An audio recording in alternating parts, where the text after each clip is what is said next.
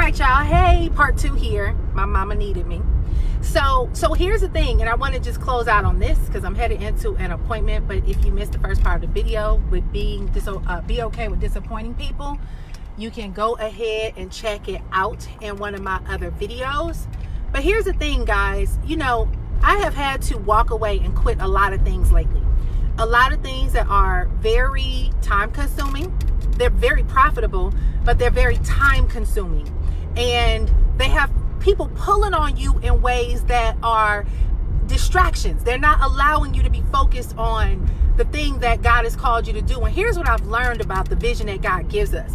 You see, when God gives us a vision, it's not going to come in 10 different directions, right? A lot of people will have you out here chasing 10 different rabbits that have nothing to do with the long-term goals over your life. They're short-term. They might be quick money opportunities. They might be, little quick wins that might feel good for the moment, but they're very temporary. But one of the things that I have had to come to ask myself over and over again when I'm making decisions about my life, and when I'm making decisions about anything that comes my way, about partnerships, about joining or doing anything, about investing my time into any kind of relationship or commitment, is I have to keep asking myself, is this the highest and best use of who I am? Right? Is this the highest and best use of who I am? So what I mean by that is many of us can do a lot of things. But just because you can do a lot of things doesn't mean you should do them. If you doing that thing takes away from you being able to do the one thing that you do the absolute best that will have the most level of impact, then you need to walk away from those things that are going to keep you from focusing on the core impact things that you're called to do, that you're called to create, that you're called to pursue in your life.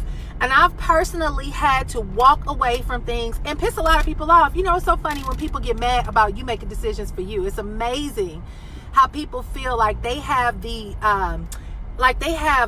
audacity to get upset about you making decisions for yourself, and they want to feel some kind of way. And I'm good with that. I've gotten to the point where I realize that God has given me a vision, right? When God gives you a vision, y'all, hold on to that vision.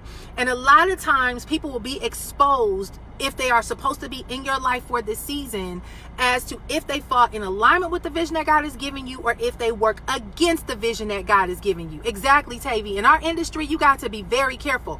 If people are working against the vision that God is giving you, cut them off. Remove them out of your life. Let them go. Release them. Why? Because they end up being internal toxic people that can sabotage the mission that God has called you to be on. Right? There are specific things that you are going to need in this season. And the only real thing that you have room for in this season is people who are going to support you to elevate that assignment on your life.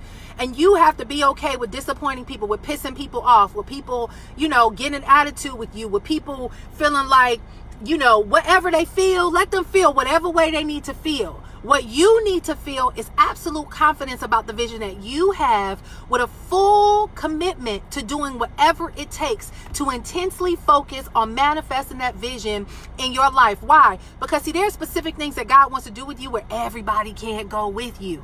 And there are specific people who need to be removed out of your life to release those positions to make room for the folks that are going to elevate you in this new season. And I've come to the realization that people only love you. Some people only love you enough to benefit them.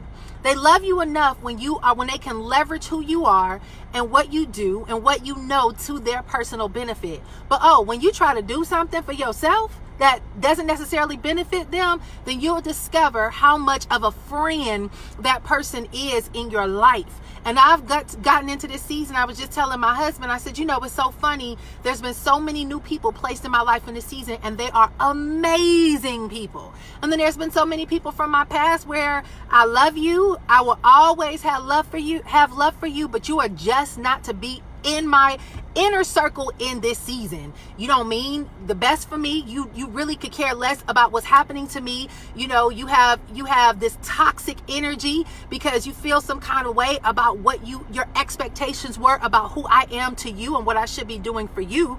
And so you have to be very careful, y'all. Listen, I've learned to let people have their feelings. I've learned to let people be who they need to be. If they want to talk bad about you, criticize you, wish bad on you, or whatever, people have the freedom to have their emotional experiences on their own, but never ever take those personal.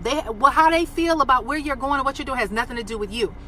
What has to happen is you have to be so committed to becoming who you need to be that you walk in a level of discernment to remove yourself from those who feel like you pursuing God's vision over your life is a disappointment to theirs. Guys, there's something that God wants to do in you, but it's going to require for you to be extremely submitted and attentive to the specific directions that are going to be necessary for your personal growth.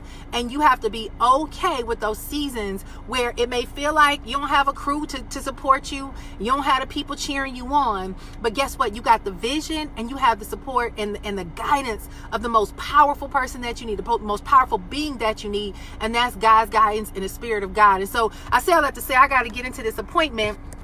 But and all the stuff that I have been through over the past couple of years, just this whole releasing process, one of the things that I can say that has come out of it on the back end is a vision and a movement that's so powerful that I'm blown away by what God is showing me. And guess what? It's so much bigger than me that it's going to take a tribe of people, right? It's going to take a nation of people to bring it to life. But at the end of the day, everything I've done has been able to be experienced that I can use to grow in from that season. But guess what? It's not allowing me to play small like I was in my previous seasons. You'll realize that the thing that you've been holding on to is actually so much smaller and minimalized compared to what God wants to do with you, that you will be a fool not to release yourself from those things, because it's holding you back from the greatness that is within you, and it is going to sabotage you from the call and the destiny on your life if you don't release it out of your life. And so guys, I say that to say that for those of you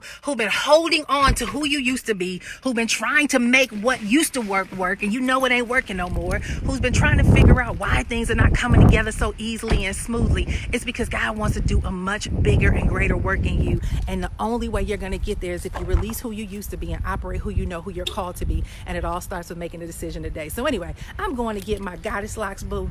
I gotta go. Ooh, I'm about to fall.